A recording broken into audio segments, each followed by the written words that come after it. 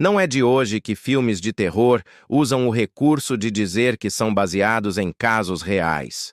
Essa estratégia de marketing há décadas instiga a imaginação dos espectadores, ampliando o medo e a sensação de que aquilo que se vê na tela poderia atravessar o limite da ficção. O público se pergunta: se aconteceu uma vez, poderia acontecer comigo? Essa sugestão de veracidade faz com que o terror cinematográfico ultrapasse os limites do entretenimento e invada o íntimo da mente humana. Enquanto alguns filmes usam o selo de baseados em fatos reais apenas como chamariz, como foi o caso de A Bruxa de Blair, outros mergulham em histórias que possuem raízes mais concretas ainda, que a linha entre realidade e invenção seja sempre tênue. Quando o cinema se apropria de tragédias, crimes ou relatos sobrenaturais documentados, o resultado é um produto que mexe não só com o imaginário, mas também com a memória coletiva de quem acompanha. A verdade é que a vida real pode ser mais assustadora do que qualquer roteiro escrito em Hollywood. Cadáveres exumados, assassinatos brutais, famílias atormentadas por fenômenos estranhos e até abduções alienígenas formam um catálogo inesgotável de inspirações. Cada obra clássica do gênero, ao se conectar com um caso verdadeiro, conquista uma aura de autenticidade que a torna inesquecível. Entre os exemplos mais famosos está Psicose, dirigido por Alfred Hitchcock, que se tornou um marco do cinema.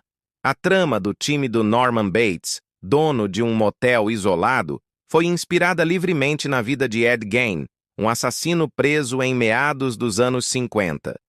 Gein chocou os Estados Unidos não apenas por matar duas mulheres, mas por violar sepulturas e confeccionar objetos com restos humanos.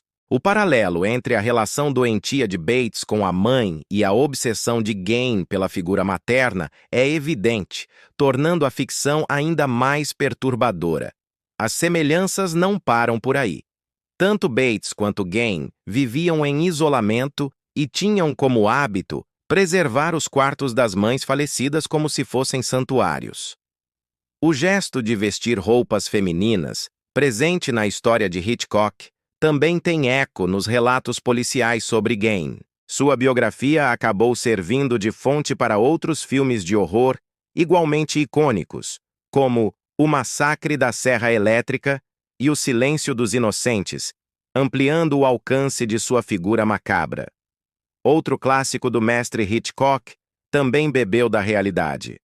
O filme Os Pássaros, lançado nos anos 60, não apenas se baseou no conto de Daphne du Maurier, mas também em acontecimentos estranhos registrados na Califórnia.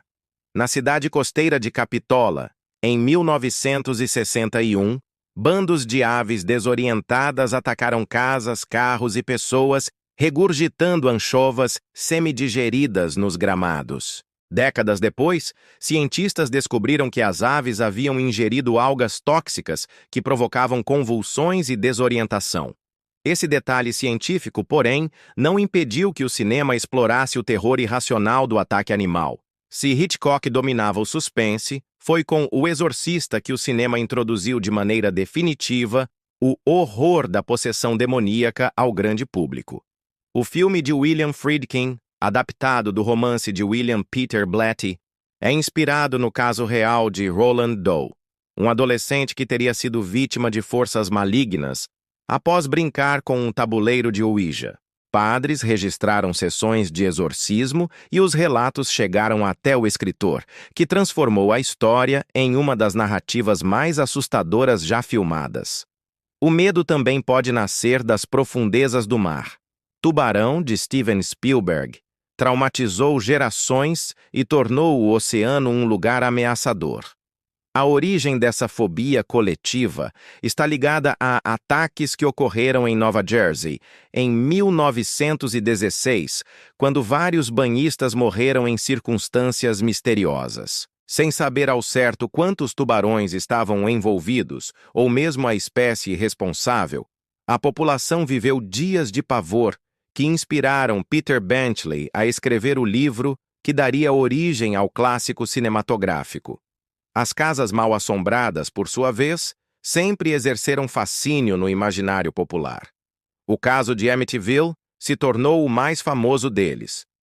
Ronald DeFeo assassinou a própria família na residência de número 112 da Ocean Avenue, em Nova York.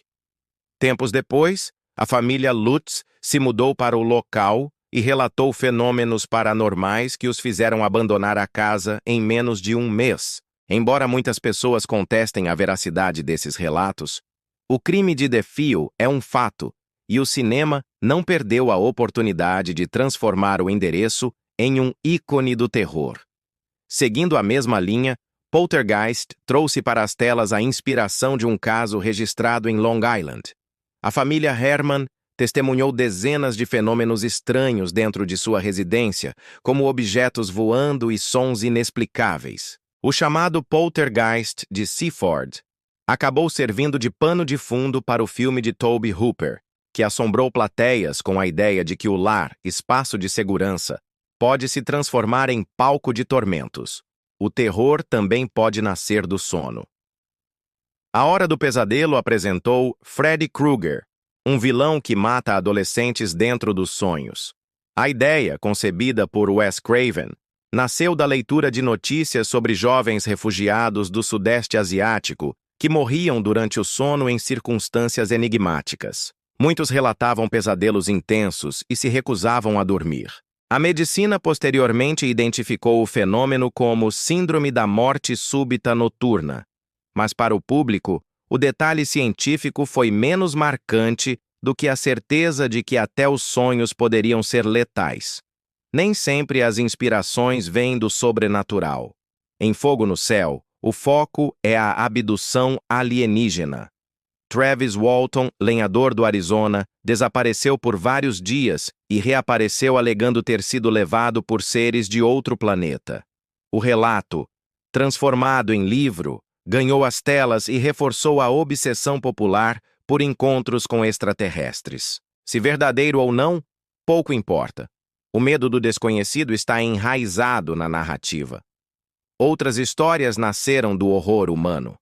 O Assassino de Gainesville inspirou o roteiro de Pânico, filme que brinca com os clichês do gênero slasher e apresentou ao mundo o mascarado Ghostface. Durante 4 dias, a pequena cidade da Flórida foi aterrorizada por um serial killer que matou brutalmente estudantes universitários. Esse rastro de sangue encontrou eco na ficção, mas com a pitada metalinguística que transformou a obra em um sucesso.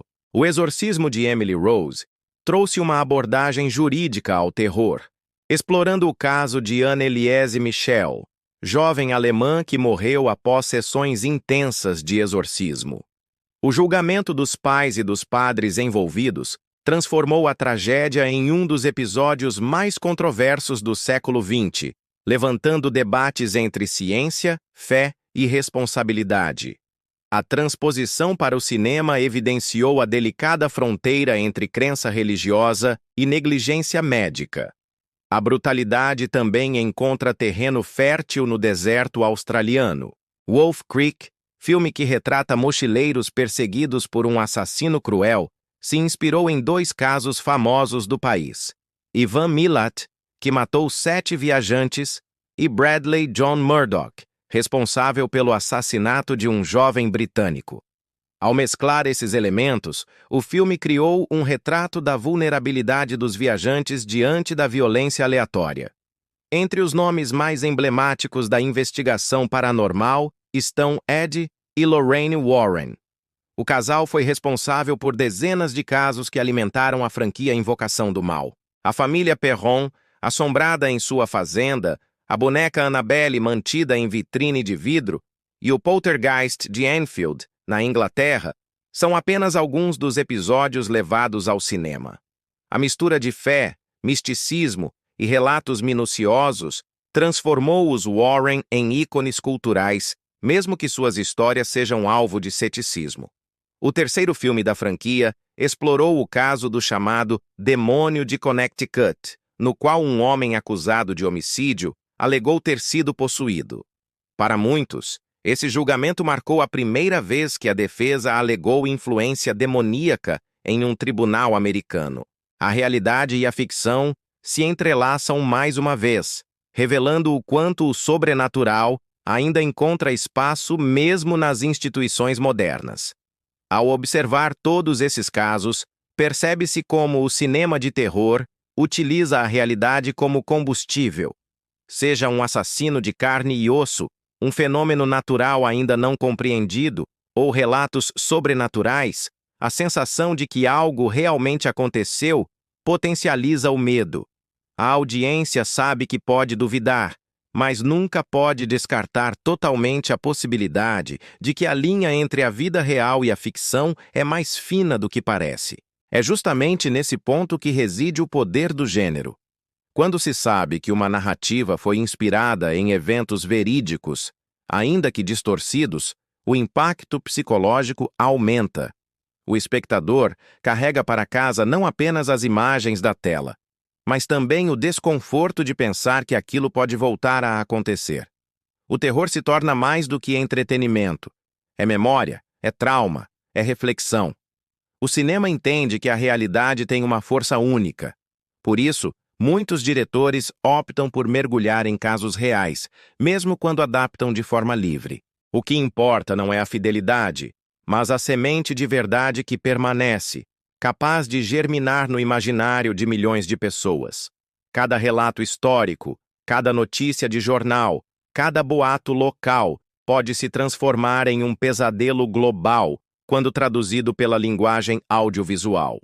E assim, entre Ed Gein e Norman Bates, entre Anneliese Michel e Emily Rose, entre Capitola e Os Pássaros, o terror cinematográfico encontra sua fonte inesgotável na própria humanidade. O medo do outro, o medo do inexplicável, o medo de nós mesmos são transformados em obras que atravessam décadas, permanecendo vivas justamente porque carregam dentro de si o peso do real.